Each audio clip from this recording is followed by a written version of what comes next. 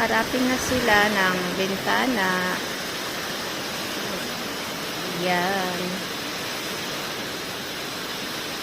Ayan guys. Ito, lalagyan na lang ng glass black. Ayan. Tapos na dito rin.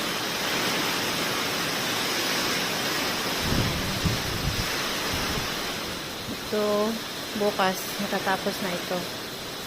Ayan. Ayan guys. Ang lakas ng ulan.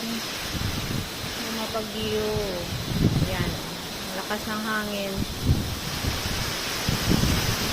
Ayan. Linig mo yung ayan.